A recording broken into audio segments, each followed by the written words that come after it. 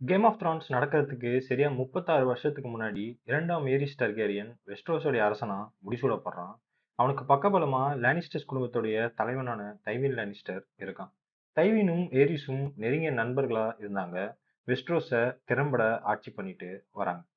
Aries Targaryen ஆரம்ப காலத்துல ஒரு நல்லாட்சியை கொடுத்துட்டு இருந்தாலும் போக போக ரொம்ப மோசமான அரசனா மாற ஆரம்பிக்கிறான். இதனால டைவினுக்கும் ஏரிஸ்க்கும் இடையில சின்ன விரிசல் விழ ஆரம்பிக்குது. இது மட்டும் இல்லாம தைவின் தன்னுடைய பொண்ணான சர்சி லானிஸ்டரை ஏரிஸோடைய பையன் ரேகார் தர்கேரியனுக்கு கல்யாணம் பண்ணி வைக்கணும் அப்படின்னு ஆசைப்பட்டான். ஆனா அங்க நடந்ததே வேற. ஏரிஸ் தைவினை புறக்கணிச்சுட்டு தன்னோட பையனை மார்டல் ஃபேமிலியை சேர்ந்த எலியா மார்டலுக்கு கல்யாணம் பண்ணி கொடுத்துட்றான். ஏரிஸுடைய இந்த முடிவு தைவினுக்கு கடும் கோவத்தை உண்டாக்குச்சு. இது இவங்களுக்குள்ள இருந்த விரிசலை இன்னும் பெருசாக்குச்சு. எரியிற நெருப்புல எண்ணெயை ஊத்துற மாதிரி ஹெய்ரிஸ் தைவினுடைய பையனான ஜேமி லானிஸ்டரை கிங்ஸ்கார்டாவும் அறிவிக்கிறான். கிங்ஸ்கார்ட் ஆயிட்டா அவங்களால கல்யாணமோ இல்ல குழந்தையோ வச்சுக்க முடியாது. ஹெய்ரிஸுடைய இந்த முடிவு தைவினால சுத்தமா ஏத்துக்கவே முடியல. இதனால தைவின் தன்னுடைய ஹேண்ட் ஆஃப் த கிங் பதவியை ராஜினாமா பண்ணிட்டு செர்சியை கூட்டிட்டு கேஸ்லரி ராக்கே போயிடுறான். கிபி 277ஆம் ஆண்டு டஸ்கின்டேல்ல ஒரு புரட்சி நடக்குது. லார்ட் டேனிஸ் டார்க்லின் அப்படின்றவன் வரி கட்ட மறுக்கிறான்.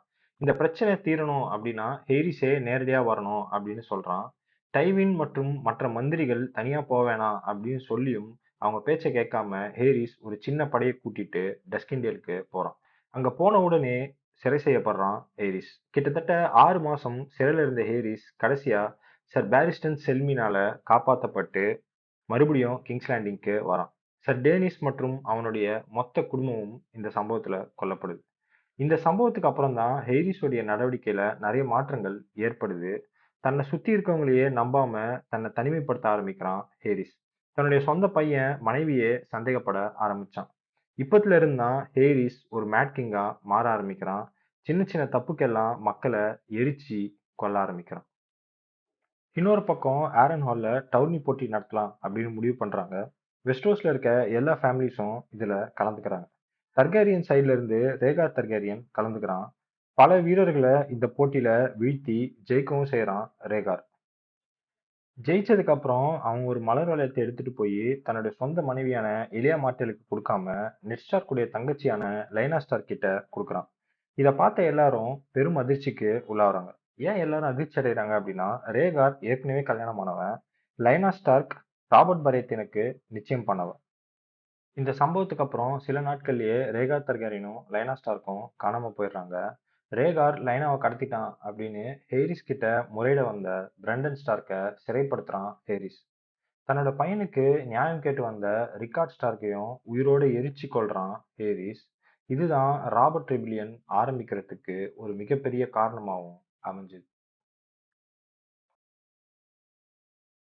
தன்னோட அப்பா மற்றும் அண்ணனோட மரணத்துக்கு பழி தீர்க்க நெட் ஸ்டார்க்கும் லைனா ஸ்டார்க் கடத்தப்பட்டதுக்கு பழி தீர்க்க ராபர்ட் பரத் பெரிய படைய திரட்டினாங்க. நார்த்ல இருக்க பெரும்பாலான ஹவுசஸ் இவங்க பக்கம் நின்னாங்க. மேலும் ஹவுஸ் ஹாரிஸ், ஹவுஸ் கிரேஜாய் போன்ற ஹவுசஸும் பக்கபலமா இருந்தாங்க. இந்த வேல் ஆஃப் ஹாரியன்ல ஆரம்பிச்ச சண்டை கொஞ்சம் கொஞ்சமா சம்மர் ஹாலை நோக்கி வந்துச்சு. சம்மர் ஹால்ல ராபர்ட் பரத்தினோட படை வெற்றி அடையுது. இதுக்கப்புறம் ராபர்ட் பரத்தினோட படை ஸ்டோனி செப்ட் அப்படின்ற இடத்துல தஞ்சமடைறாங்க. இதை தெரிஞ்சுக்கிட்ட தர்காரியன்ஸ் இவங்கள சுத்தி வளைக்கிறாங்க. இவங்கள சுத்தி வளைச்சது மட்டும் இல்லாம இவங்கள நோக்கி கொஞ்சம் கொஞ்சமா முன்னேற ஆரம்பிக்கிறாங்க. ஆனா யாருமே எதிர்பார்க்காத நேரத்துல ஸ்டார்க்ஸ் மற்றும் டல்லியோட படை வந்து தர்காரியன்ஸை அடிச்சு விரட்டினாங்க. இந்த சண்டைய த பேட்டில் ஆஃப் பெல்ஸ் அப்படின்னு சொல்றாங்க. அது மட்டும் இல்லாம இந்த வெற்றி ரெபல் படைக்கு ஒரு பெரிய புத்துணர்ச்சியை கொடுத்துச்சு. தர்காரியன்ஸோடைய இந்த தோல்விக்கு அப்புறம் இவ்வளவு நாள் தலைமறைவா இருந்த ரேகார் தர்காரியன் கடைசியா வெளியே வரான். நம்பிக்கை வாய்ந்த தர்காரியன்ஸ் மற்றும் மார்டல் குடும்பத்து படை வீரர்கள் எல்லாரையும் ஒன்னு சேர்த்து போருக்கு போனான் ரேகார் தர்காரியன். ரெபல் ஆர்மியும் தர்காரியன்ஸ் ஆர்மியும் ட்ரைடன்ட் அப்படின்ற நதிக்கரையோரம் மோதிக்கிறாங்க. ரெபல்ஸ் பக்கம் 35,000 படை வீரர்களும் தர்காரியன்ஸ் பக்கம் 40,000 படை வீரர்களும் கடுமையா சண்டை போட்டாங்க. ஒரு கட்டத்துக்கு மேல போர் ரொம்ப கடுமையாக ஆக ராபர்ட்டும் ரேகாரும் ஒருத்தர் மோதிக்கிட்டாங்க. ராபர்ட் பரத்தினோட கடுமையான தாக்குதலை சமாளிக்க முடியாத ரேகார் தர்காரியன் ரொம்பவே திணறி போனான். கடைசியா ராபர்ட் பரத்தியன் தன்னோட கையில இருந்த கோடாரிய ரேகார் தர்காரியனுடைய நெஞ்சில சொருகி அவனை மண்ணில வீழ்த்துறான். டர்கேரியன் வம்சத்துடைய வாரிசான ரேகார் மரணமடைய ராபர்ட் ரெவிலியன் முடிவுக்கு வருது. ரேகார் டர்கேரியன் இறந்த செய்தி கேட்ட ஹேரிஸ் பெரும் அதிர்ச்சிக்கு உள்ளாகுறான். அது மட்டும் இல்லாம ராபர்ட்டோடைய படை கிங்ஸ் லேண்டிங்கை நோக்கி தான் வருது அப்படின்னு தெரிஞ்சதும் உடனே தன்னுடைய பாலிய நண்பனான தைவினுக்கு செய்தி அனுப்புறான் ஹேரிஸ். ஒரு பெரிய படையை திரட்டிட்டு கிங்ஸ் லேண்டிங்க்கு வரும்படி ஆணையிடுறான். ஹேரிஸ் சொன்னபடியே தைவின் தன்னுடைய லானிஸ்டர்ஸ் படையை கூட்டிட்டு போய் கிங்ஸ் லேண்டிங்க்கு வெளியே நிப்பாட்டுறான். நமக்கு தான் உதவ வந்திருக்கான் அப்படின்னு நம்பி கிங்ஸ் லேண்டிங்கோட கதவை திறக்கிறான் ஹேரிஸ். கதவை திறந்ததுமே லானிஸ்டர்ஸ் உடைய படை உள்ள பூந்து இல்லாத அட்டூழியங்களை பண்ண ஆரம்பிக்கிறாங்க. கண்ணுல படுற எல்லாரையும் சரமாரியா வெட்டி வீசுறாங்க. பெண்கள் குழந்தைகள்னு கூட பார்க்காம எல்லாரையும் கொல்றாங்க. தைவினுடைய இந்த துரோகத்தை தாங்க முடியாத ஹெய்ரிஸ் பைத்தியம் பிடிச்சவன் மாதிரி கத்த ஆரம்பிக்கிறான். அது மட்டும் இல்லாம பைரோமன்சஸ கூப்பிட்டு கிங்ஸ் லேண்டிங் கீழே வச்சிருக்க வெடிமருந்தை வெடிக்க வைக்க உத்தரவிடுறான். இது எல்லாத்தையும் அமைதியா பார்த்துட்டு இருந்த ஜேமி லானிஸ்டர் இதுக்கு மேல பொறுமையா இருந்தா எல்லாரும் பரலோகம் தான் அப்படின்னு முடிவு பண்ணி தன்னுடைய வெலேரியன் ஸ்டீலை எடுத்து ஹெய்ரிஸ் முதுகுல ஒரே சொருகுறான். கூட இருந்த பைரோமன்சஸையும் கொன்னுடுறான். இதுல இருந்து தான் ஜேமி லானிஸ்டருக்கு கிங்ஸ்லேயர் அப்படின்ற பேரும் வந்துச்சு. இப்போ தர்கேரியன் வம்சத்துல மீதி இருந்தது ஹெலியா மார்டலும் அவளுடைய 2 பசங்க மட்டும்தான்.